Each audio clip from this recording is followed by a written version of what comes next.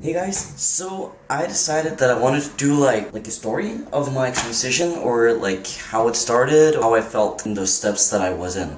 So I'm gonna do that with some photos that I found from starting from 2011. That's when I like started thinking about who I was and all of that stuff. So that's where my transition story begins, and that's where I'm gonna start with you guys. So let's start. 2011.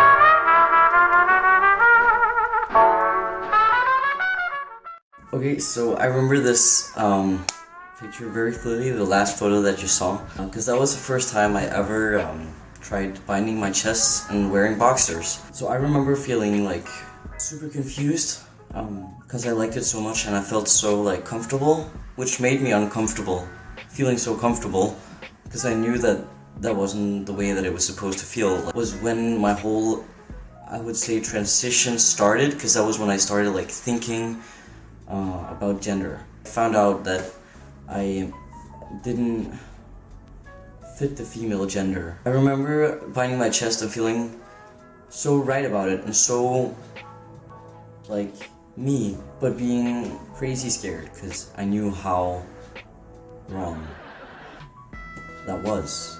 And I knew that the feeling that I had in my stomach was right and that it made me comfortable.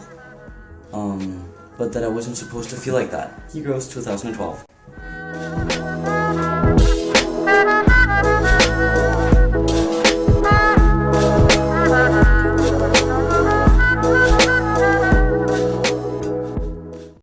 Okay, summing up 2012, basically what happened in my life in 2012 was that I started making myself not think. Okay, I was trying to focus on school, on my girlfriend at the time.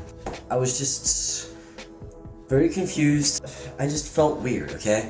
And that's also when my like anxiety attacks, which I had in that time, actually kind of like really started in 2012. So it was a weird period of time, and I couldn't find myself in it, couldn't find out how to like be in it. So that was a very weird year for me. I remember many of my thoughts being pure confusion, making weird decisions, acting weird.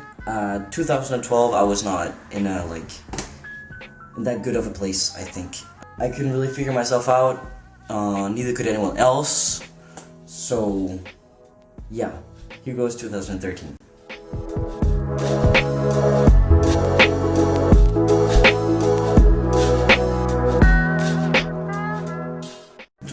What a year. This is the year that I got my bike, and it's also the year that I actually started contacting Sex Clinic, which is the place where you get hormones in Denmark. 2013 was the year that I started confronting like my fears about the whole trans topic and the whole feeling weird inside myself. So that was the year when I actually tried to dig into it, at least. So it was the year that it kind of started for me. Anxiety attacks kind of stopped. It was, I think when I look back, it was actually a good year for all the stuff that happened and how much I got myself resolved. Of course that led to a lot of other problems, but that doesn't matter. According to the trans thing, that's when I kind of had breakthrough, I think. Because that's when I actually started doing something about it and actually started thinking about it. Here goes 2014.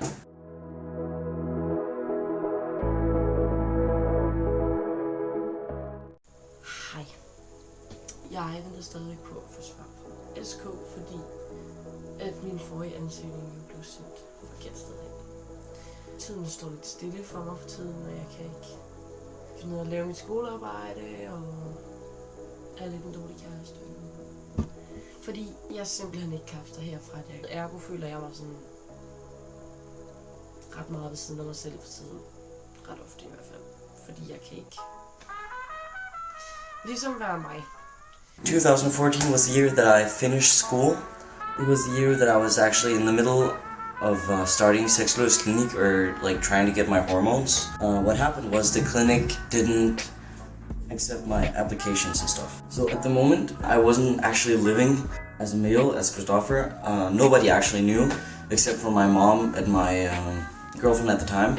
Because I was stupid enough to think that I should just wait till I finished school, which I definitely shouldn't have. I should have just said it way back when. Here's some advice for you: don't leave it hanging. I kept on like battling with sexual clinique to get my hormones, and they wouldn't respond to my application, and I kept on living in this gray zone. When I went to school, I'd be living as my old self, and then in my spare time, I'd be like myself, and it was just so confusing and so hard having to live like a double life. I was sad all the time. Yeah. It was a very weird year. 2014 was hard. Equals 2015.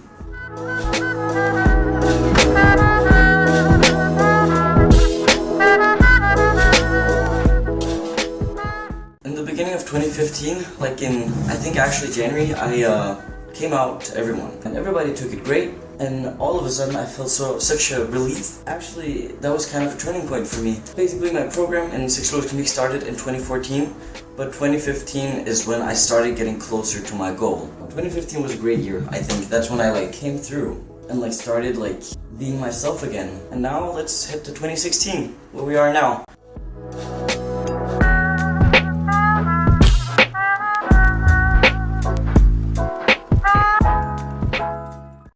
It's been an amazing year. I got some great friends at the school that I started going to in 2015. I got settled with who I am, and I got comfortable with who I am.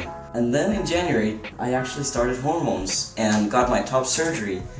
So, I mean, 2016 has been a hell of a year so far. So much has happened, and I've finally started transitioning, which I've been, as you can see, working on since 2011. Actually getting here. I'm really proud of how far I've come. Especially when I look back at all these photos when I had to pick them out. I remember all the times, like all the pictures that I've taken, and I remember all the feelings that I had. It was so difficult to get by and so difficult to like be in it. It's been some crazy years, honestly. And now that I'm finally here, it's almost surreal to me that I've come so far. It's crazy. I can't believe I did it. It's insane. I feel so happy. That was my transitioning timeline. I hope you guys found it interesting. So I'm sorry about the last photo that I put up. I know that I'm kind of naked and it's kind of way too much. But fuck you guys, because I've been waiting for this for I don't know how many years. So thanks for watching, and I will see you guys in the next video. Bye.